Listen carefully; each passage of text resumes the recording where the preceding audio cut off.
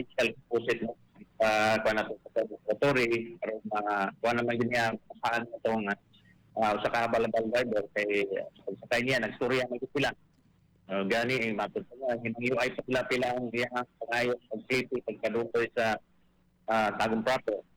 So, mahagi kay now nga produce ipapikal composite na to and then kung nga naman sa person of interest, mag-match na to ang POI so, sige, karoon nga week pagka-pilot ang case. Yes, Colonel. Yeah. Colonel, mayong buntag sa katropang Arnel Cortez ni sa Bullseye. Yes, sir. May buntag. Yeah. Yes, sir. When you say POI, meaning identified na gyud nato ni. Although i-withhold lang sa nato in public ang identity ni ini. Identified na ni sa atong kapulisan kinsa ning ginatumbok karon nga person of interest. Yes, sir. Nangatay POI since mo po ni ang modus ani tawanan ni mangudap. So niya, mo lagi ako pang ipa-confirm through sa pag-conduct of official composite. So, mato may sa crime laboratory. Siguro kang adlaw. Available to nga to ang biktima. So, kung mag-match siya sa ato ang POI, so nanatay na po sa makapile kasos. Kining atong POI, sir, matod pa nimo, modus na niya ni, but pasabot nga, naa na ni mga past cases or insidente nga nahitabo involving nining tawhana? Yes, naana ni dili lang ni siya nato mga pandayon Yes, sir. siya bagyod kay wala pa may information pero based sa tong records diri na ay incident nga ni gyapon.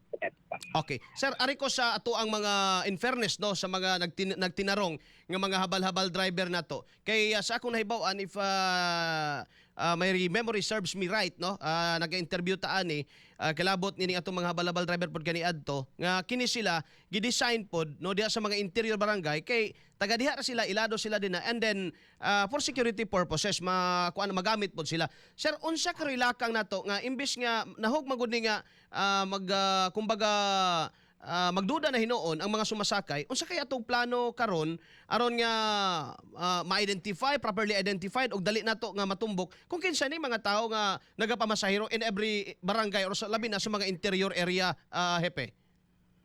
Yes, sir. Mo nang i-revisit mo katong plan asa sa katong mga chief of police. So, isa na sa akong i-open karon. So, kasi maayo pa yun na itong para mabalik yung tapok niya mga grupo katong mga legal. Actually, din yung mga legal. Actually, kaning mga tarong na mga nag-malabal na rin sa ato ang sibad. No? Mga langin na buhi. So, ato silang siguro kung makaya na ito may organ ng individual na makuha nila mapangalan o data nila para for safety purposes sa mga sakayay. So, sana sa among inventory nga pagay mo karon kaniya plan asa atong magbalik ni. Nindot man siya na kan although nakabaho lang sa dagko nga area nato dagko sila. Pero at least mag-ibal-anay kung kinsa yung mga tawahan na kinsa yung nisulod nga dili taga dinhi sa tagol o mga illegal. Yun nga na yung mga batang tuhok no among inuog kadaot sa syudad. Okay. Anyway, dili man ni pagpangipit Colonel no sa mga nagatinarong kundi usa ni ka kumbaga deterrence kadto sa mga gustong mubuhat og dautan og makaayo man pud ni alang kanila kay mukunhod man gud pud ang pagsalig sa tao imbis nga ilado unta sila diha musalig ang mga pasahero kay taga diha ra sila pero masudlan man gud no masudlan man gud og mga wa kahibaw bag unsa ning atong plastada. Yes, sir. Tinawid sir no so ako tuming tabang sa ilaha at least nga ma-recognize sila. Sila gid ang habal-habal driver ang lugar. So namang ubang nga tulod no di taga dito sa tuwan. Sa lugar. So at least may identify na to kinsa ng mga tawanan. All right.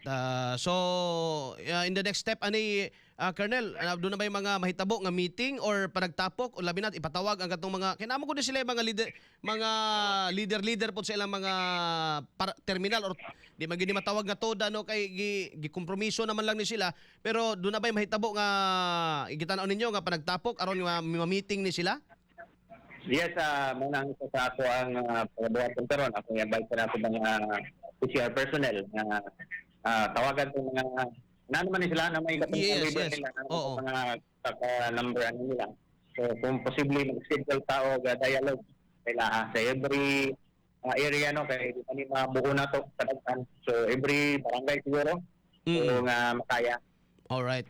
Ano ko yung mga pangutana gikan from my end, Colonel, gawas kung doon na kapay pahimangno sa mga sumasakay o labi na gyud ngadto sa mga nagapamasahero, mga habal-habal driver. Go ahead. Yes, sa tanang taga-news na pahimangno lang magbalantayon kita no. Kung manakayan ng galing tagpuan, tapos guroon nga atong nasakyan is parang gid sa kuan sa ila. Kung di man kaila nakakay makuhaan mo daan kung makuhaan mo plate number niya save din mo sa mga napasa mo sa imo ang pariente o relative mo para nakakay assurance ba nga siya mismo siya mag himo o dautan kay ulit may dalan na biya ko picturean ina pwede ta mag-selfie di na siguro na tayo siguro na pero security purposes lang mga siya ko picture ng isan. Kung gusto mo sagot, di pwede makasakay lain. Oo. Nga nakakuan ba? Kasi sa butong lang ninyo, nagbawit, nanganibawit siya, ikaw ng as pasahero, ito na po ninyo ang seguridad sa mga sarili.